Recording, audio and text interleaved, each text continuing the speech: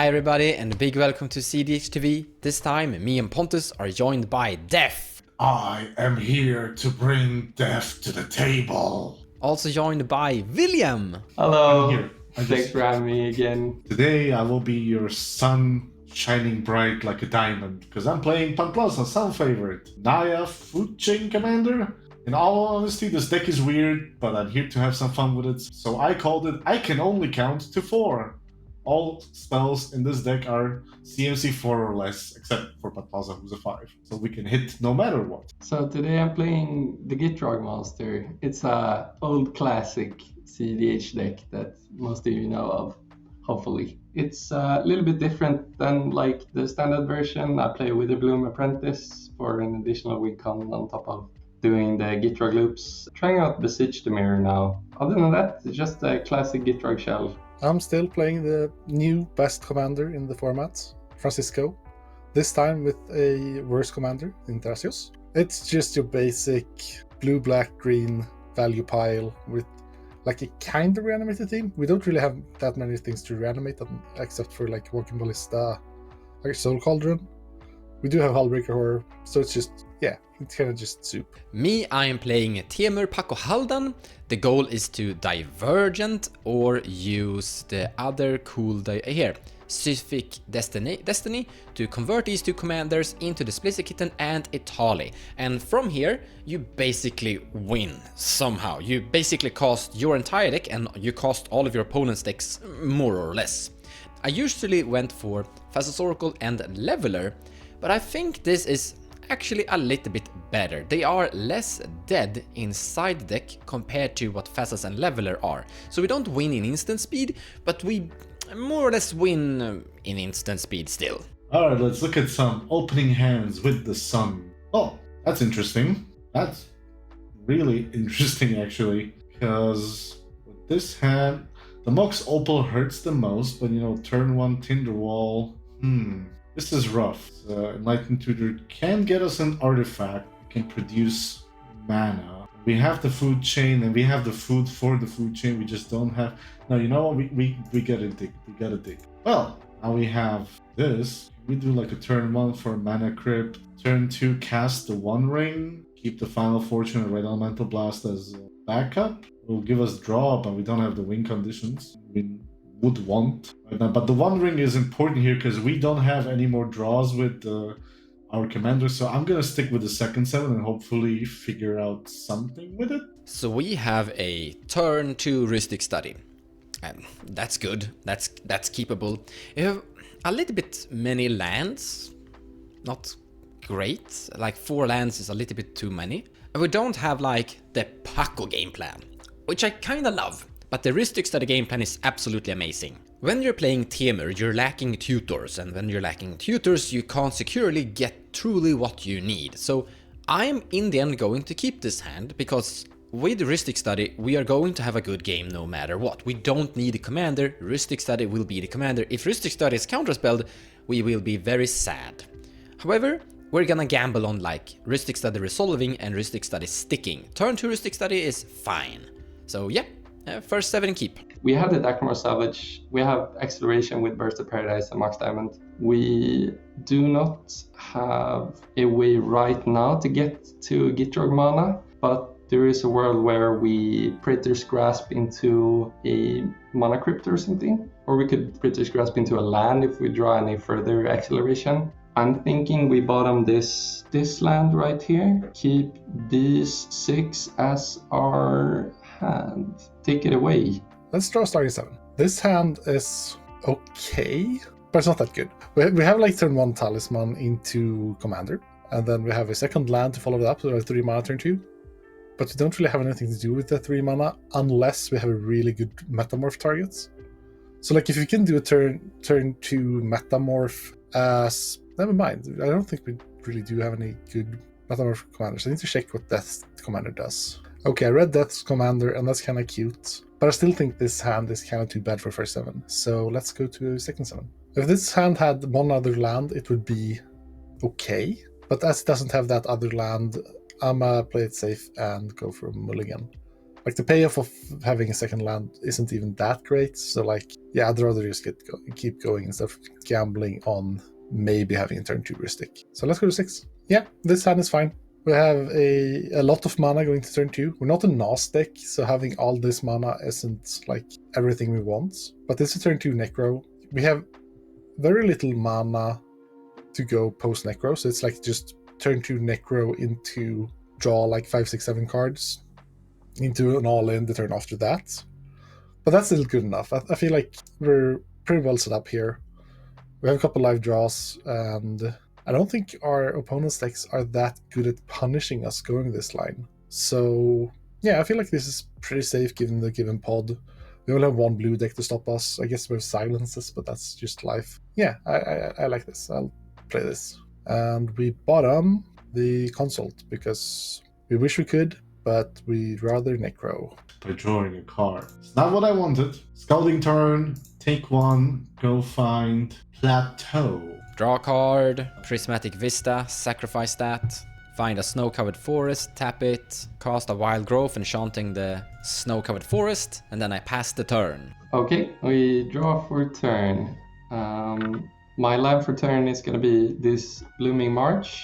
I will continue by casting this Mox Diamond. If that's okay, I will discard this funny card, Dakmor Savage, to a Mox Diamond. Goes to the graveyard. I'm gonna tap Blooming March, cast a Birds of Paradise. And if that's good, I'm gonna pass my turn. Go to my turn. So, you know what I said about this being a turn 2 Necro?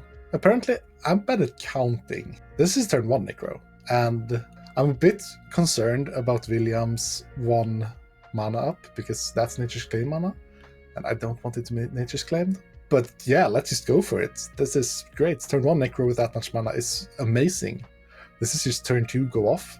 Yeah, we do this. Let's go. Play Misty Rainforest, land for turn, crack it, finding an Unguardian. I'll tap it to cast a Sol Ring, tap Sol Ring to cast a Mana Vault, tap Mana Vault to cast a Felwar Stone. I'll tap my Plateau for a white and cast an Enlightened Tutor in response. I'm getting my Mana Crypt, put it on top. Felwar Stone resolves. I'll tap it for black, use one of the 2 colors floating to cast a Cabal Ritual. I gain 3 black. I use those 3 black for a Necropotence. Sadly, I pass. Necropotence resolves, and I'll pay a conservative 8 into it. Then I'll go to end step and gain those 8 cards into my hand. I'm discarding these 2 lands into my exile and passing turn. Surprised to be alive on turn 2. I will play a Forest Mana Crypt. My Crypt is good. I'll exile Elvish Spirit Guide and use all that mana, the 2 green, the Mana Crypt, to cast the 1 ring. I pass, yeah. Then I'm going to give a burden counter onto that ring. Tap it. With that, I'll pass. I will draw a card. I will play this Flooded Strand, sacrifice that, finding a volcanic island, casting a Rhystic Study. So we're not sitting in a good position. Pontus is going to be casting a lot of spells and potentially win here. The only way we can actually interact with that is by drawing free to cast counterspells like Force of Negation and Force of Will here, which could happen with Rhystic Study. Like, Rhystic Study interacting with Pontus here is good. Like, the sad part, I don't have them currently. If I draw into them and I'm able to stop Pontus, we are in an amazing position. If we don't, then Pontus wins here. So let's just hope that the turn to Rhystic is fast enough for this. Passing the turn. Alright. Go to my turn, untap, go to draw step. I shall replace my draw with Dredge 2 off of my Dakmor Savage. So instead of drawing for turn, I'm gonna take Dakmor Savage to my hand and mill 2 cards, which will be Phyrexian Tower and Llanowar Elves. This will go to the graveyard. Pontus has played his Necropotence, and he is very likely to either just go for a big Born Upon a Wind turn for his next turn. I'm not sure how good of a Born Upon a Wind deck Sultai is. Probably a bit worse than Roxai, I'd assume. It's still kind of scary. We could either Praetor's Grasp. If we are very scared of Pontus's Necropotence turn, we could do a Praetor's Grasp for some sort of interaction. I feel like that's kind of the losing play though, because we're gonna play our Dakmar Savage as land for turn to grasp, and then we have pretty much a Mind Break Trap sitting rotting in our hand. Or in the case that we have to use it, then we untap, we take our turn, and we don't have Gitrog for that turn, which would be kind of rough, to be honest. The other option is to Praetor's Grasp, and we could get a Mana Crypt or a Jewel Lotus. A Jewel Lotus that would allow us to play out Gitrog, and then we would have a Life from the Loam on that turn for us to get an additional land. So I think we are going to disregard the threat of Pontus, and we're going to go for our own selfish game plan, as you should. So I'm going to cast this Praetor's Grasp. The Praetor's Grasp target is going to be Mons. And not paying for Ristic Study, you may draw Mons. I would like your Mana Crypt. Mana Crypt is yours. Use it wisely. Yeah, I'm going to cast this Mana Crypt. Not paying for Ristic Study. My final gamer action is going to be to play this Dakmar Savage as my land for turn. And then I'm going to pass to you, Pontus. Go to my turn.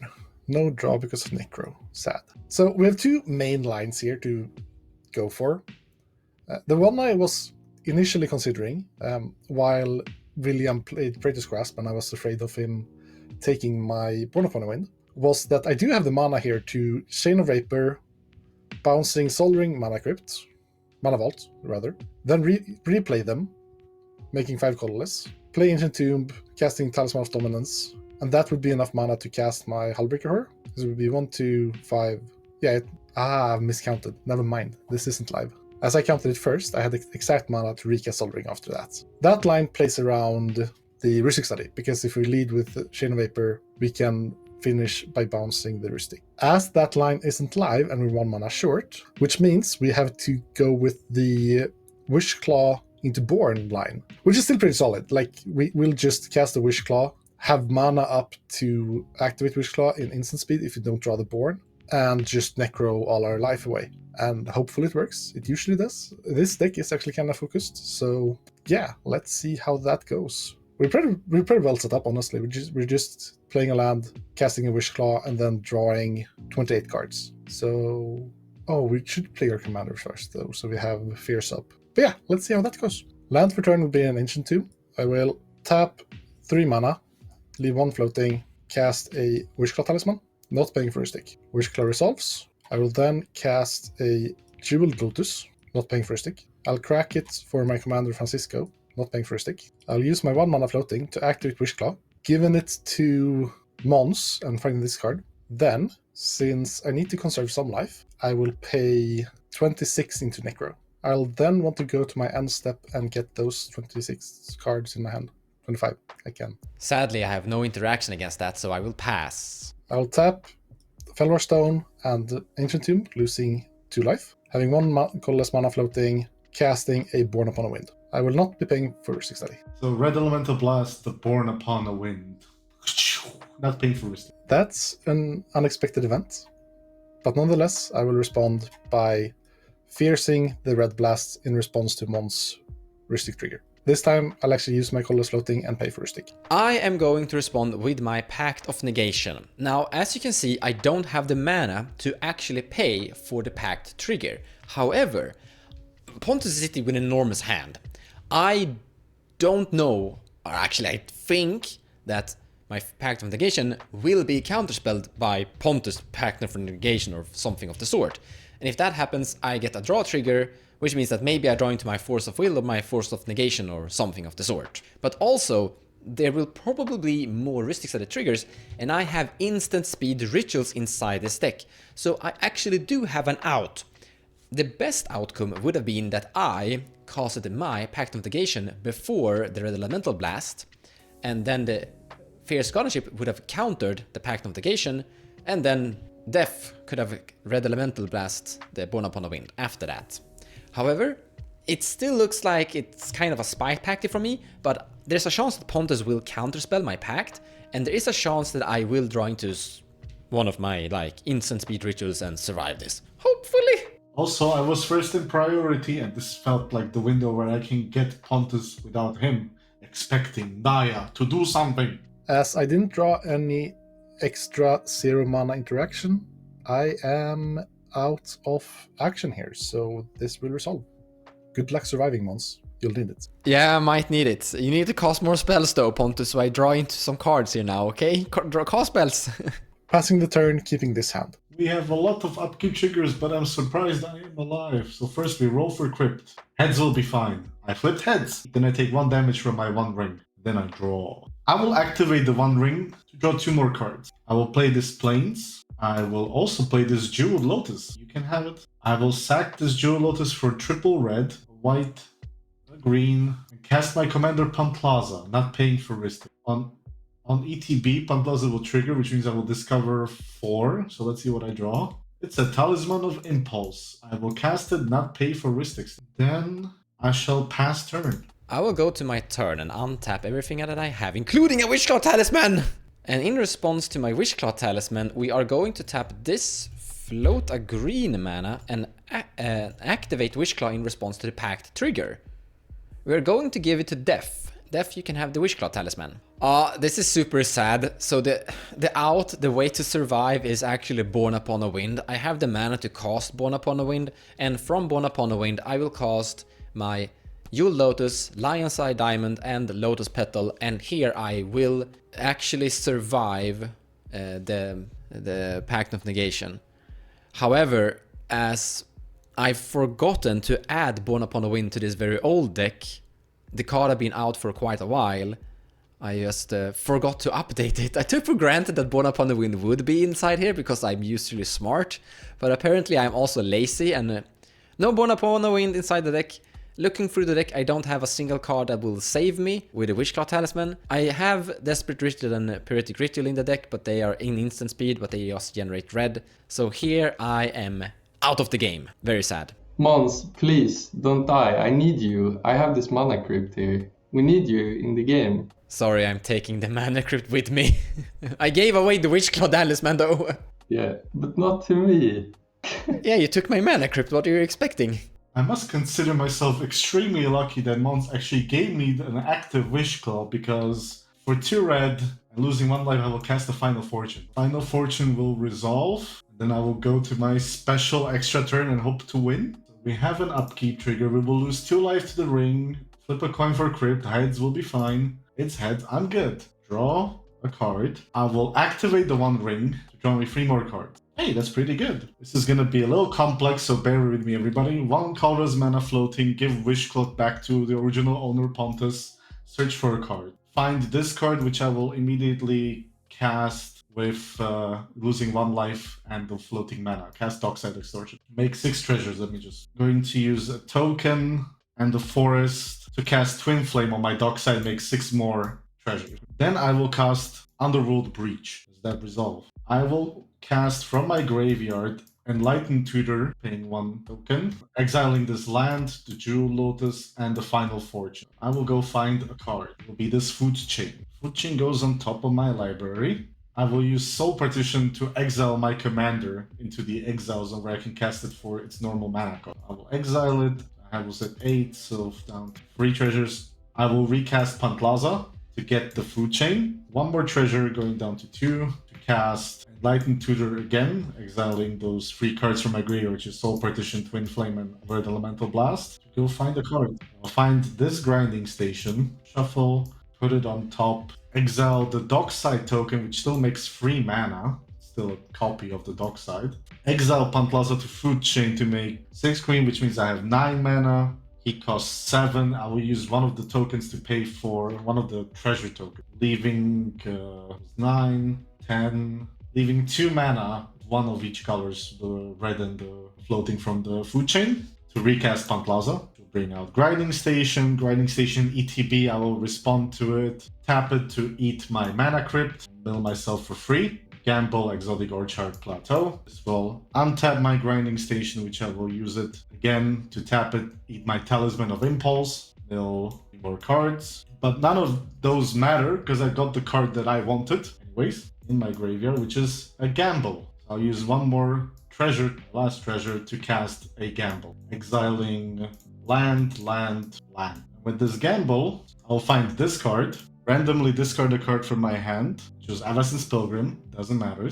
Now I can exile to Food Chain my Pantlaza for 6 more mana, make it red, and cast Squee. So now that I have Squee on board, I can exile and make 4 red mana in this case. And Squee I can cast from exile. So it will cost me 3 mana, always leaving me 1 extra mana. So I will be mana positive. This way I can make 1,000,000 red mana and then all the other colors. So I can basically always be able to recast my commander to cast stuff that is not creatures, for example, because that's what Pantlaza allows me, until I find one of the many win conditions in my deck. Which, in this case, the first win condition we will find, we will kill the table with. So let's see what we find. One of the cards I will use is Meticulous Excavation. So in Meticulous Excavation and Dockside, I have infinite treasures, and I will use those treasures to kill the table using Food Fight. Now, Food Fight makes all my artifacts deal 1 damage to any target. So I have an infinite amount of treasures. I will sack 2 of them to sack the third one, deal 1 to Pontus, deal 2 to Pontus, deal 3 to Pontus, and then I'll kill Philip with that as well. Winning the game with a Food Fight. GG. Even though it took so many steps to get there, we got there. So Pantlaza did take the win today, even though it was like literally scratching bugs from a carpet. It was not easy as well, and that's basically what Naya does.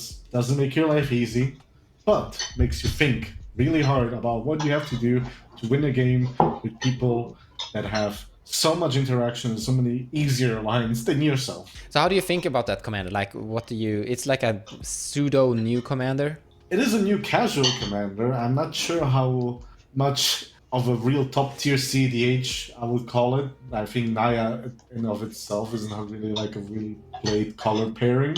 For sure there are better pairs than this, but I find that it's fun and you can build it around, you can be more stacksy. I'm gonna find my combos and do whatever I can as fast as I can. So a lot of those typical stacks pieces like Granite Magistrate are not even in the deck. I think as a 99, it's like, here's a skeleton, do with it what you like, whatever suits your playstyle. There are many different ways you can go full on heavy stacks that you can also sacrifice your own stacks pieces to Food Chain, or you can go as I did, or somewhere in the middle of mid-range. The thing is, not having card advantage, it's really hard, those colors.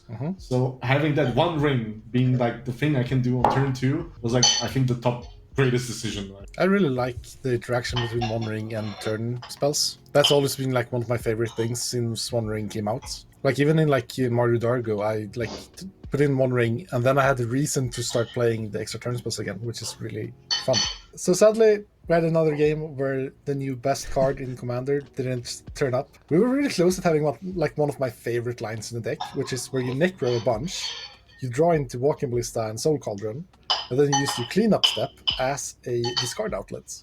To discard Walking Ballista, exile it to Cauldron, and just win. Sadly, we didn't get there. We drew like 0 interaction in 25 cards, which is just amazing in a bad way.